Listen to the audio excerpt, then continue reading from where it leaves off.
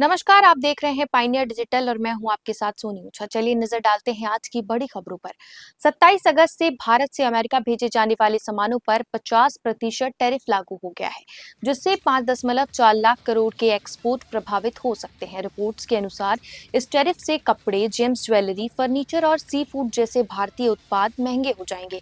इनकी मांग 70% तक घट सकती है। चीन, वियतनाम और मैक्सिको जैसे देशों को कम टैरिफ का लाभ मिलेगा, जिससे वे सस्ते दामों पर समान उत्पाद बेच सकेंगे। इसका असर भारतीय कंपनियों की अमेरिकी बाजार में हिस्सेदारी पर पड़ेगा, जो घट सकती है।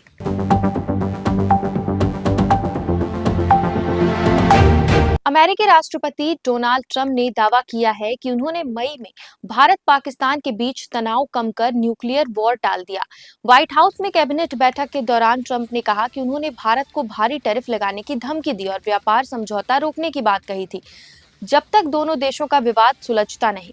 ट्रंप ने कहा कि उनकी बातचीत के 5 घंटे बाद ही दोनों देश पीछे हट गए। हालांकि भारत ने हमेशा उनके मध्यस्थता के दावों को खारिज किया है।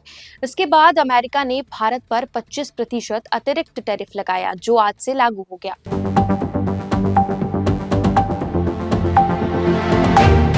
भारत पर रूसी तेल खरीदने के कारण 25% एक्स्ट्रा टैरिफ लगाने वाला अमेरिका अब खुद रूस से एनर्जी डील करने की कोशिश कर रहा है। रिपोर्ट्स के अनुसार ट्रंप और पुतिन की 15 अगस्त को अलास्का में मुलाकात हुई, जिसमें इस डील पर चर्चा हुई।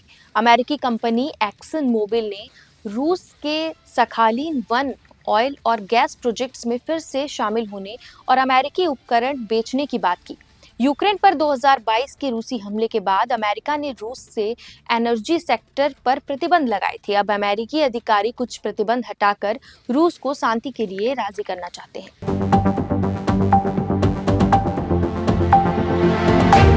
राहुल गांधी वोटर अधिकार यात्रा के 11वें दिन मुजफ्फरपुर पहुंचे और जारंग हाई स्कूल मैदान में सभा को संबोधित किया। उन्होंने आरोप लगाया कि महाराष्ट्र और गुजरात में चुनाव चोरी हुई है और कहा कि गुजरात मॉडल आर्थिक नहीं बल्कि वोट चोरी का मॉडल है, जिसे 2014 में राष्ट्रीय स्तर पर लाया गया।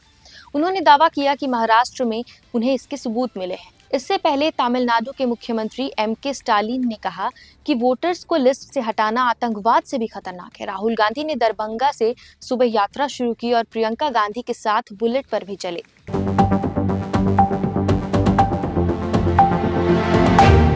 रक्षा मंत्री राजनाथ सिंह ने कहा कि भारत किसी की जमीन नहीं चाहता, लेकिन अपनी जमीन की रक्षा के लिए हर हद तक जाने को तैयार है।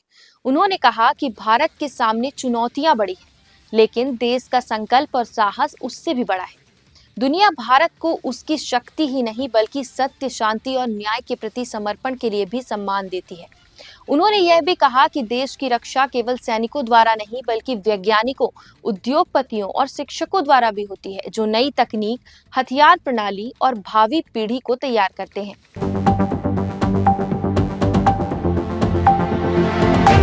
भारत ने 2030 कॉमनवेल्थ गेम्स की मेजबानी के लिए अहमदाबाद को प्रस्तावित किया है। केंद्रीय कैबिनेट ने बुधवार को बिल्डिंग प्रपोजल को मंजूरी दे दी है, जबकि भारतीय ओलंपिक एसोसिएशन पहले ही 14 अगस्त को सहमति दे चुका है।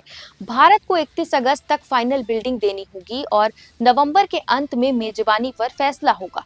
कनाडा के रेस से बाहर होने के बाद भारत की संभावनाएं बढ़ गई है। कॉमनवेल्थ स्पोर्ट्स के डायरेक्टर डेरेन हॉल की टीम ने हाल ही में अहमदाबाद के आयोजन स्थलों का निरीक्षण किया, जिसके बाद भारत की दावेदारी को मजबूती मिली है।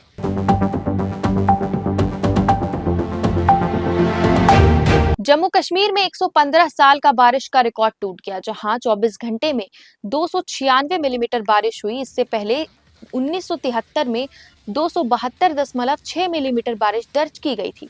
पंजाब में लगातार बारिश से नदियां उफान पर हैं और बांधों से पानी छोड़े जाने के कारण बहुत सारे इलाके जलमग्न हो गए हैं। गुरुदासपुर के नवोदय विद्यालय में 400 से अधिक छात्रा और शिक्षक फंसे हुए हैं, जहां ग्राउंड फ्लोर पर 5 फीट तक पानी भर गया है। एनडीआरएफ और सेना की टीम राहत बचाव कार्य में जुटी है। सभी स्कूल 30 अगस्त तक बंद कर दिए गए हैं। ऐसे ही ताजा अपडेट्स के लिए हमारे YouTube चैनल को लाइक और सब्सक्राइब करना ना भूलें। इसके साथ ही हमारे Facebook और Instagram पेज को फॉलो करें।